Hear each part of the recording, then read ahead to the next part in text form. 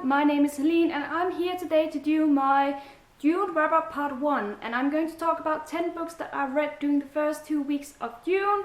Please don't ask me how I managed to read 10 books because it's very obvious, I think, that I don't have a life. First book I read is Fingersmith by Sarah Waters. This was my second book by Sarah Waters and I really like this one. I also like the other one. That one was Tipping the Velvet. I gave that one 3 stars. This one I gave 4.5 because it was freaking good. It's very rare that you read a book with this many plot twists that you don't see coming at all. I absolutely loved it and I was flabbergasted. I love that word. I was flabbergasted throughout most of this book. Now, this is a book about the main character. I have forgotten her name as usual, Susan, who is very poor. Then one day she decides to work together with an elder man in order to gain some money. This plot that they are preparing turns out to be quite an interesting plot. I'm not going to go too much into depth with it, but I absolutely love this book, and as I said, I gave it 4.5 stars. Then I read a book that turned out to be quite a disappointment, and that is A Darker Shade of Magic by V.E. Schwab. Now, first of all, a lot of people seem to love this book, so don't take my word for granted. You may like it, so check it out if you're interested in it, but in my case I was, as I said, disappointed. This is an adult fantasy book about Carole. Carole is able to travel between parallel Londons. We have a black, a grey, a white and a red London, which is so cool. I love this, and that's also what turned out to be my favorite part of the book, because the plot in this book was almost non-existent. At least it was very weak. When you base a complete book on one mission that is not very interesting, then the book will not turn out that great, I think. And also I felt like the characters were unbelievable, their actions were unbelievable, I didn't really care for them, and it turned out to be quite an uninteresting journey to go on with this book, so I ended up giving it 2 stars. But as I said, check it out if you have any interest in it, because I do know a lot of people who really like this book. Next, I read 3 Souls by Janie Chang, my first book by this author, and I do believe this is also her debut novel.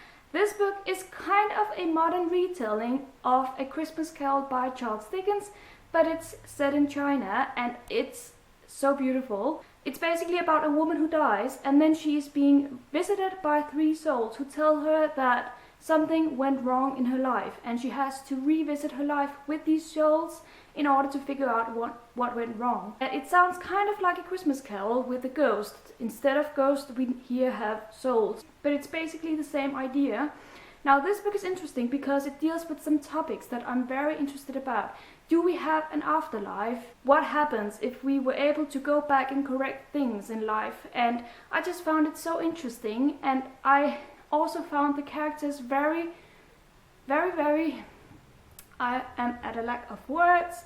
I found the characters very interesting for a lack of words. I also just like the way the story was told. There were so many things about this book that I absolutely loved, and that's why I ended up giving it 5 stars. It was one of those books that you don't want to end, but it did, and I feel a little bit sad about that, but I really liked it. 5 stars. Then I finished the first audiobook of the month, and that is Trigger Warning by Neil Gaiman. This is a compilation of short stories that all have some kind of trigger warning in them. What I like the most about this book is actually the introduction. I felt like the introduction was a little bit long, but definitely worth it, because in the introduction Neil Gaiman so well explains how this book was created, how he came up with the ideas.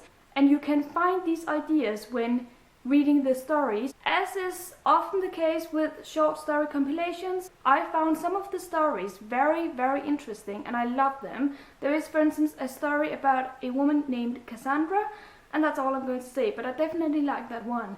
And then there were some stories that just didn't do it for me. I specifically remember a story about some ducks, and it wasn't very long. And it didn't really make that much sense to me. Maybe I just wasn't paying enough attention, I don't know.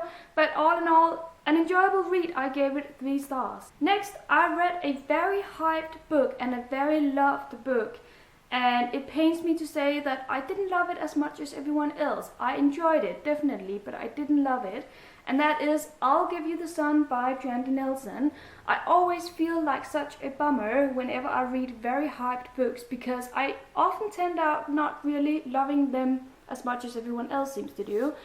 And I don't want to ruin the book for everyone. I just have to be honest, and I felt like this book was a bit dull and uninteresting. And then we have some parts that were definitely interesting. My main problem is that it deals with two characters and we follow their perspectives in each chapter. And I didn't really like one of the characters. I'm not going to say who, but I just didn't really like this character. So that means I basically didn't really care for half of the book. But other than that, this is a great story. It deals with some interesting topics. It deals with some serious topics, I would say.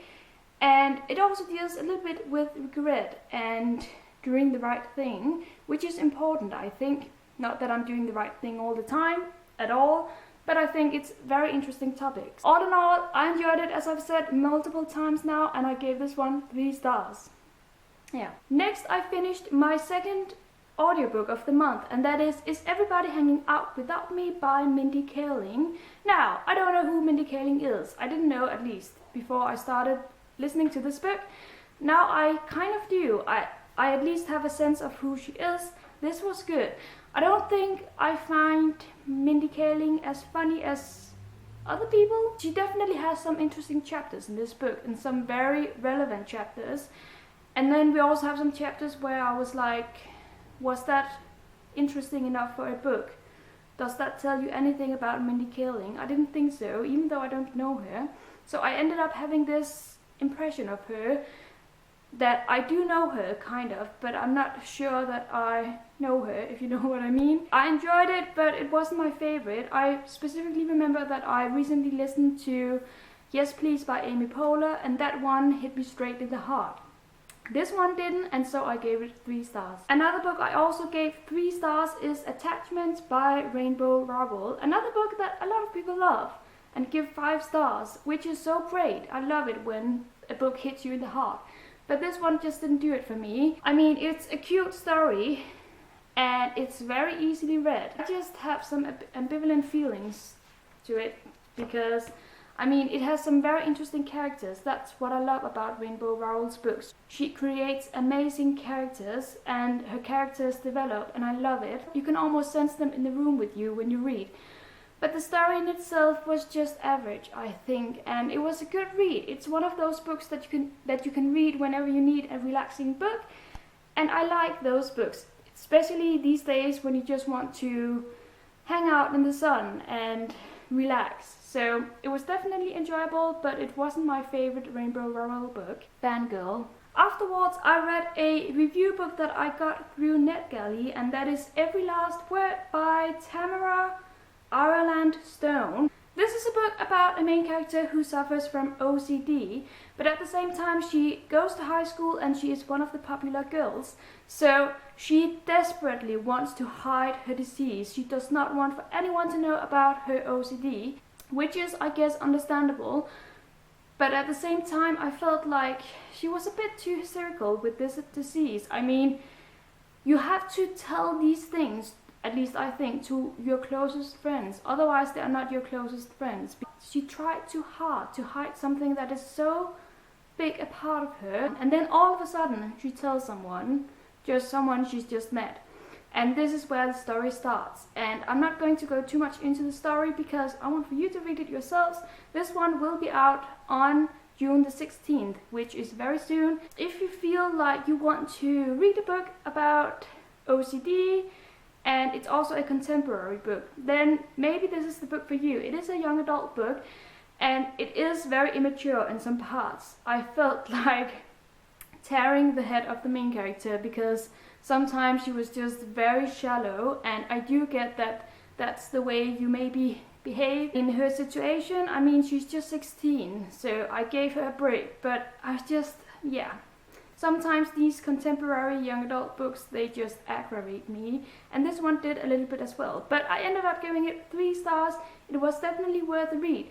I would have liked to have heard more about her disease because you don't hear that much about it during the first half of the book, and then suddenly it appears. I decided that I wanted to read the book because of this disease, so it was a little bit annoying, a little bit disappointing that we didn't hear that much about it, but all in all, an enjoyable read, and as I said, I gave it 3 stars. Next, I read an ebook, and that is The Tea Rose by Donnelly. You cannot see it on the picture, but this is a very huge book. My ebook copy was 900 pages, but it says on Goodreads that it's only 500 to 600 pages, so I don't know.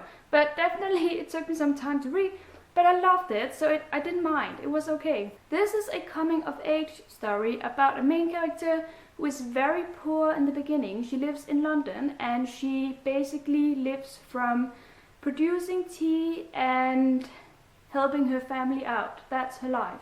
She also has a love of her life, Joe. She and Joe are just absolutely madly in love. They want to stick together, they want to get married one day, and they want to open a shop together.